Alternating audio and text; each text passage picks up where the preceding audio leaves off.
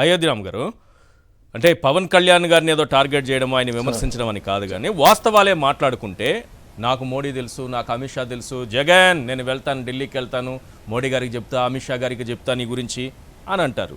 So అంత బాగా తెలిసినప్పుడు ఆ పరిచయాల్ని ఇలా వాడుకుంటే బెటర్ కదా. అంటే జగన్మోహన్ రెడ్డి గారికి వార్నింగ్లు ఇవ్వడానికంటే కూడా స్టీల్ ప్లాంట్ ప్రైవేటీకరణ ఆపడానికి వాడుకోవచ్చు. రెండో విషయం, నేను టీడీపీకి బీజేపీకి పొత్తు కుదర్చడానికి చాలా కష్టపడ్డాను, ఢిల్లీలో కాళ్ళ వేళ్ళ పడ్డాను, తిట్లు కూడా తిన్నాను, అంత కష్టపడి నేను ఈ పొత్తు కుదిర్చాను అంటున్నారు. మరి స్టీల్ ప్లాంట్ కోసం మోడీ గారినో అమిత్ షా గారినో వాళ్ళ కాళ్ళ వేళ్ళ పడచ్చు కదా, తిట్లు తినైనా సరే ప్రైవేటీకరణ ఆపచ్చు కదా.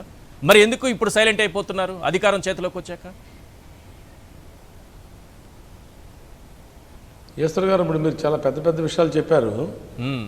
వాటి జోలికి నేను పోదలుచుకోలేదు. ఆ పెద్ద విషయాలు పక్కన పెడితే విశాఖపట్నం స్టీల్ ప్లాంట్ తన సొంత కాళ్ళ మీద అది నిలబడి దాన్ని పోషించుకుంటూ ప్రజలకు ఉపయోగపడుతూ ముందుకు పోతా ఉంది. దీని జోలికి రావద్దని చెప్తే చాలు, దీన్ని చంపేయొద్దని చెప్తే చాలు. విశాఖపట్నం స్టీల్ ప్లాంట్కి ఇందాక వెంకటేష్ గారు చెప్పినట్టుగా నేషనల్ హైవేస్ కనెక్టివిటీ ఉన్న ఏకైక ప్లాంటు, రైల్వేస్ కనెక్టివిటీ ఉన్న ఏకైక ప్లాంటు, సీవేస్ కనెక్టివిటీ ఉన్న ఏకైక ప్లాంటు, ఎయిర్వేస్ కనెక్టివిటీ ఉన్న ఏకైక ప్లాంట్. ఈ 4 కనెక్టివిటీ ఉన్న ప్లాంట్స్ భారతదేశంలో ఎక్కడ లేవు. అవును. ఈ 4తో పాటు కాస్మోపాలిటన్ సిటీలో 20,000 ఎకరాల భూభాగం కలిగి ఉన్న ప్లాంట్. కాబట్టి దీన్ని కొట్టేయాలనుకుంటున్నారు, కాబట్టి దీన్ని బయర్స్ రెడీగా ఉన్నారు. దీన్ని మనం ప్రశ్నిస్తా ఉన్నాం, దీన్ని చంపేయొద్దు అని అడిగితే చాలు అని అంటున్నారు. కాబట్టి ఎట్టి పరిస్థితుల్లో కూడా మేము మాకు అడ్డం పడకుండా ఉంటే చాలు, మీకు సాయం చేయకపోయినా పర్లేదు, చంపేయకండి. ఖాళీ రైల్వే రేకులు ఏమంటే కాదు, నేను అడిగా ఢిల్లీలో మాట్లాడుతూ, అరే ఉద్యోగ భవన్లో కూర్చొని మీతో మాట్లాడుతున్నాం సార్, ఉద్యోగ భవన్కి రైలు భవన్కి కూడా కిలోమీటర్ దూరం లేదు, ఖాళీ రైల్వే రేకులు ఇప్పించలేరా మాకు? ఐరన్ ఓర్ ఇప్పించలేరా? ఇప్పించండి, మేము ఉత్పత్తి చేస్తాం. రోజు 10 కోట్ల చొప్పున 365 రోజులు ఇంటూ 10 3,650 కోట్ల రూపాయల నగదు లాభాలు తెచ్చి పార్లమెంట్ మెట్ల ముందు పెడతామని ఛాలెంజ్ చేశాం. ఎందువల్ల? ఇది కార్మికుల ప్లాంట్. 67 మంది కమ్యూనిస్ట్ పార్టీ ఎమ్మెల్యేలు రాజీనామాలు చేస్తూ వచ్చిన ప్లాంట్, 32 మంది ప్రాణత్యాగాలు చేస్తూ వచ్చిన ప్లాంట్, 16,500 మంది నిర్వాసితులు అయిపోతూ వచ్చిన ప్లాంట్, 7 ఎంపీలు రాజీనామాలు చేస్తూ వచ్చిన ప్లాంట్.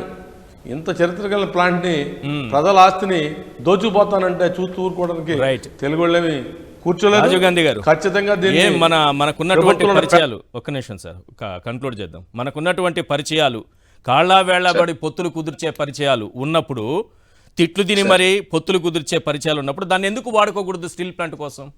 మీరు ఇంకో అంశం మర్చిపోయారు, ఆయనకి ఏ హోదా లేకుండానే ఇంటెలిజెన్స్ వర్గాలు ఆయనకి అన్ని చెప్పేస్తూ ఉంటాయి కూడా. అంటే ఇంటెలిజెన్స్ హోంశాఖే ఇంకా ఆయన చేతుల్లో ఉన్నట్టు, మరి ఇంటెలిజెన్స్ అంతా ఆయన రిపోర్ట్ చేస్తుంది పవన్ కళ్యాణ్ గారికి అపోజిషన్ లోనే. మరి ఇప్పుడు అధికారంలో ఇంకెంత పట్టుంది? పైగా ఇప్పుడు డిప్యూటీ సీఎం మోడీ గారు ఆయన పార్లమెంట్ లో చాలా పొగిడారు. సో ఇటువంటి పరిస్థితుల్లో ఆయన ఏం చెయ్యాలి? చేతనైతే విశాఖ స్టీల్ ప్లాంట్ ఆపి, అప్పుడు ఎస్ నేను సినిమాల్లోనే హీరోని కాదు, నేను రియల్ లైఫ్ లో కూడా హీరోనే, నేను సినిమాల్లోనే పోరాట యోధుని కాదు, నిజ జీవితంలో కూడా నేను పోరాట యోధునే. ఇదిగో స్టీల్ ప్లాంట్ మీద డిస్ఇన్వెస్ట్మెంట్ పాలసీ డెసిషన్ ని రద్దు చేయించాను, మోడీ గారు కాళ్ళన్నా పట్టుకున్నాను, అమిత్ షా గారితో గొడవన్నా పెట్టుకున్నాను, బీజేపీ పెద్దలతో తిట్లైనా తిట్టించుకున్నాను తప్పితే విశాఖ స్టీల్ ప్లాంట్ నేను కాపాడానని చెప్పాలి. బాబు ప్రయోజనాలే ముఖ్యం గానీ ఇక్కడ స్టీల్ ప్లాంట్ ప్రయోజనాలు ముఖ్యం కాదు. 100% ముఖ్యం కాదు. ఆయన రాజకీయాలు, రాజకీయపరమైనటువంటి ఆలోచనలే.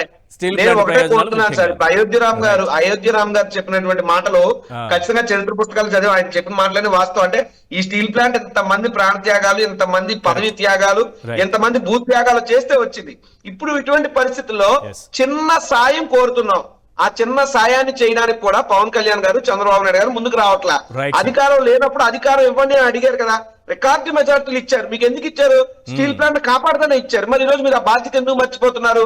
దయచేసి ఎప్పటికైనా మేల్కొని మీరు వెళ్ళి కాళ్ళు పట్టుకుంటారో ఏళ్ళు పట్టుకుంటారో మాకు అనవసరం. Steel plant